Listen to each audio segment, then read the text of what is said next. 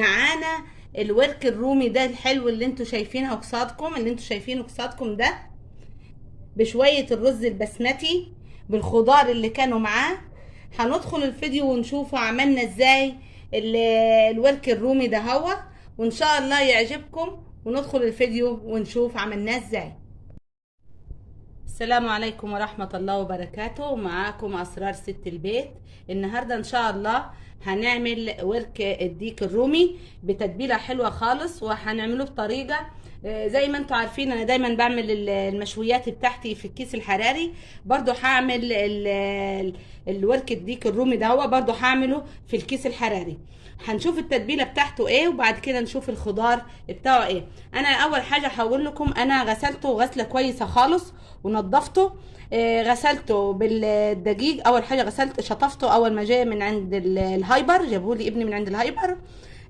غسلته بالميه الجاريه، وبعد كده اهو رحت غسلته بالدقيق، تتبيله الدقيق اللي احنا عملناها مع بعض، الملح والدقيق مع بعض، وغسلته غسله كويسه خالص بالدقيق، وبعد كده شطفته بالميه، وبعد كده اهو رحت غسلته بالملح وشطفته، لان دايما الديك الرومي بيبقى فيه زفاره عاليه، لازم ننضف عشان زفرته تروح منه خالص. وبعد كده انا كنت منشفه قشر برتقان وطحناه، برضو حطيت شويه من الطحين ده هو بتاع البرتقان، وحطيته عليه، برضو غسلته غسله كويسه خالص وشطفته.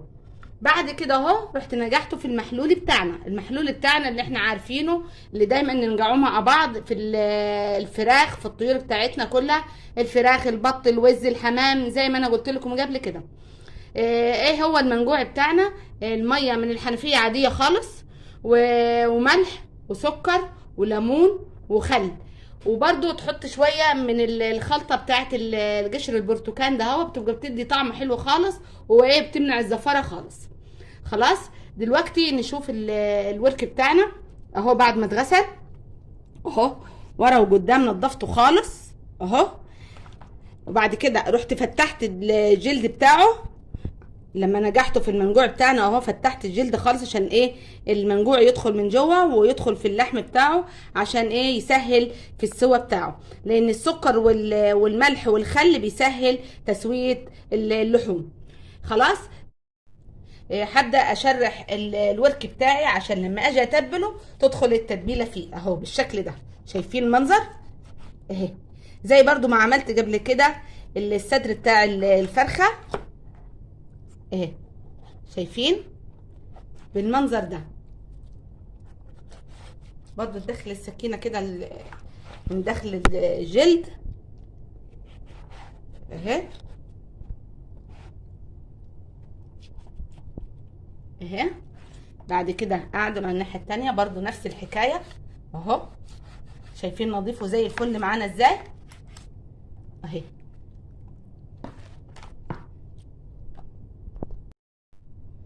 اهو، شرحته بالشكل ده معاكم. بعد كده هعمل تتبيله حلوه خالص، هعملها من جوه هنا في اللحم، وهعملها من بره هنا، غير التتبيله الاساسيه بتاعتنا.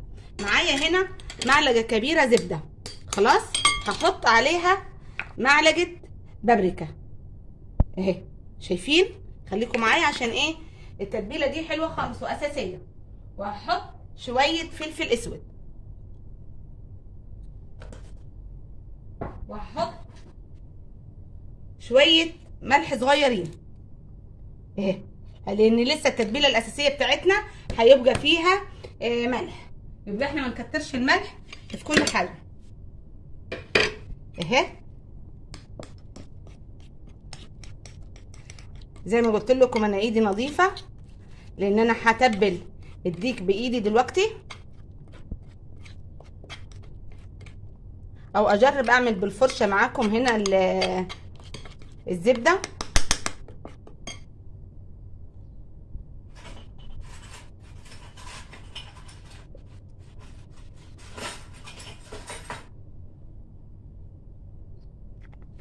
اهي. الفرشه نروح على على الورك بتاعنا اهي،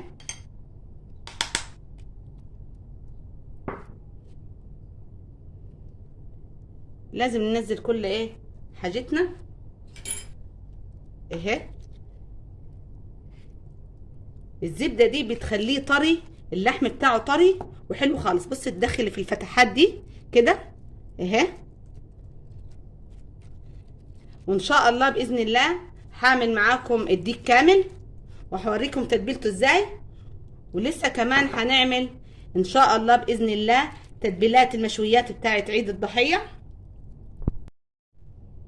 وادي اهو خلصناه خالص بالتتبيله الزبده والبابريكا اهو، شايفين شكله حلو ازاي من جوه. وادي اهو حطيت الباقي من بره. بعد كده نعمل الخلطه الاساسيه بتاعتنا.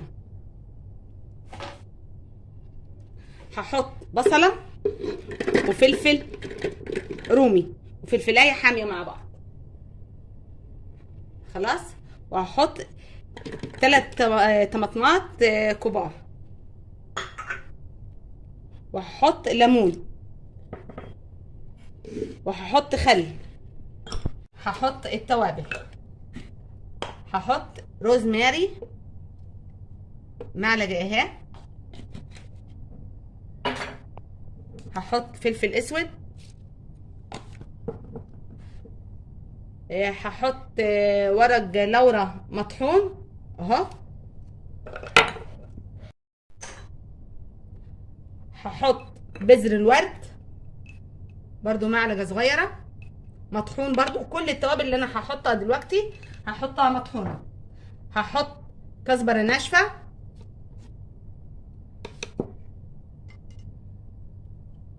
هحط حبهان مطحون، هحط شويه كمون، ما كترش الكمون عشان الكمون بيمرر. هحط زعتر، الزعتر والروزماري بيدوا طعم وريحه حلوه خالص للمشويات.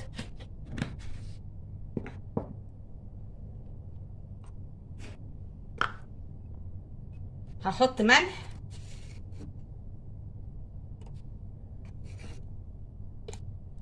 هحط كبابه صيني. ودي كل التوابل بتاعتنا وراح اطحنها دلوقتي معاكم. بس اوسع المكان هنا. حطيتهم كلهم اهو، وبعد كده نضربهم مع بعض ضربه كويسه.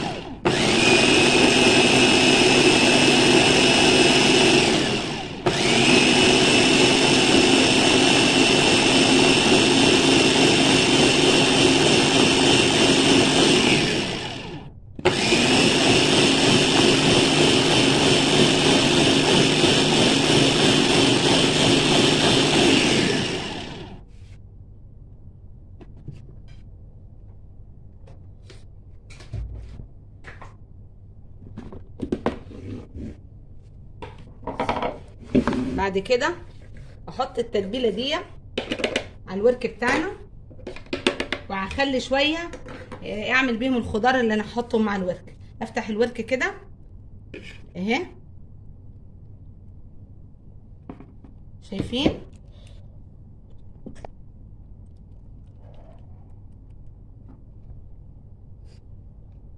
احط شويه ملح عشان ايه، الملح كان قليل معايا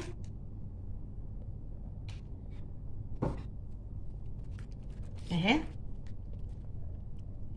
ندخل كده اهي، وندخل في الفتحات دي التتبيله دي مع الزبده مع البابريكا. هتدي الورك طراوه حلوه خالص، وهتدي له طعم جميل. جربوها وهتشوفوها. وان شاء الله دي هعملها لكم، التتبيله دي هعملها لكم في عرج اللحمه في عيد الضحيه ان شاء الله اهي. شايفين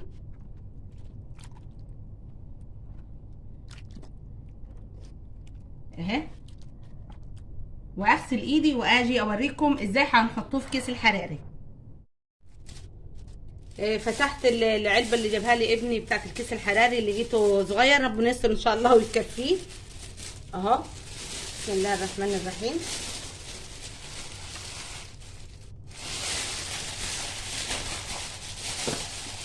اهو.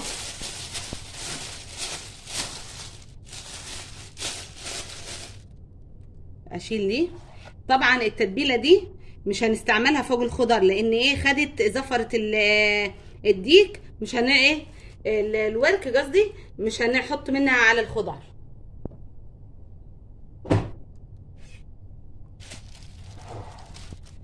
اهي ادي معايا هنا الخضار اهو،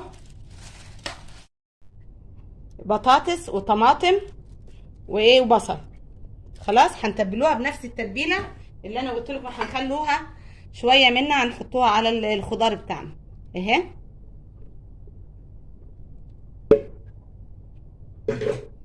بس ايه اجيب حاجه اكبر.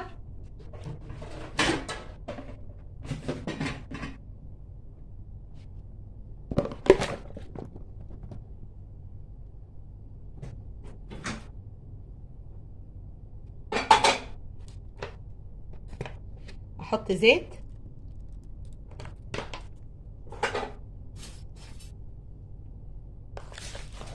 واقلبهم مع بعض كده الخضار عشان ياخد الطعم. احط شويه ملح عليهم.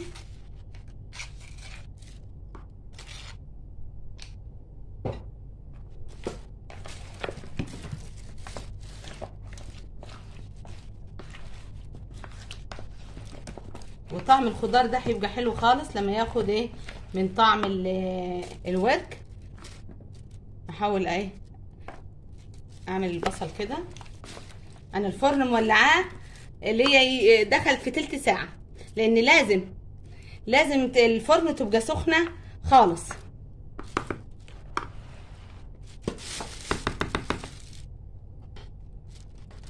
اهي اكب الخضار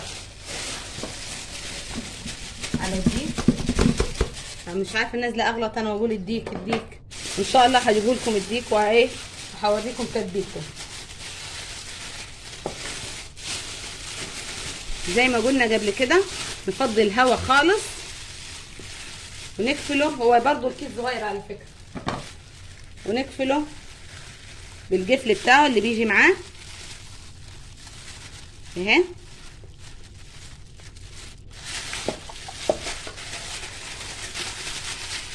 هياخد حوالي في الفرن هياخد حوالي ساعة ونص ساعتين. نفتح كده اهو زي ما قلت لكم عشان ايه البخار يطلع،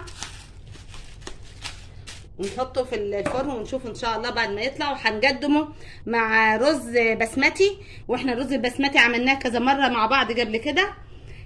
هنوريه لكم بعد ما يستوي ان شاء الله. وادي الورك بتاعنا، الورك الرومي طلعناه من الفرن، شكله حلو خالص وخطير.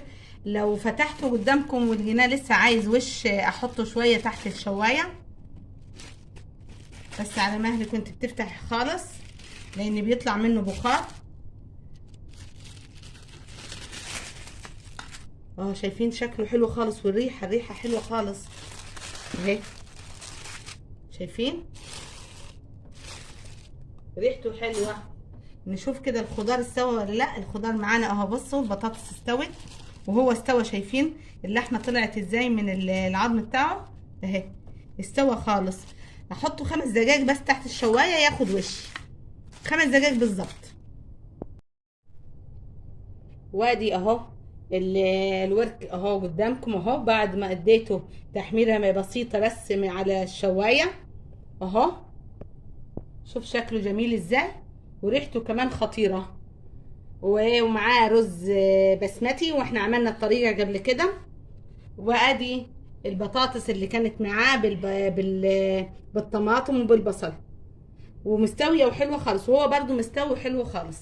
وان شاء الله تعجبكم التتبيله بتاعتي وتجربوها. والسلام عليكم ورحمه الله وبركاته.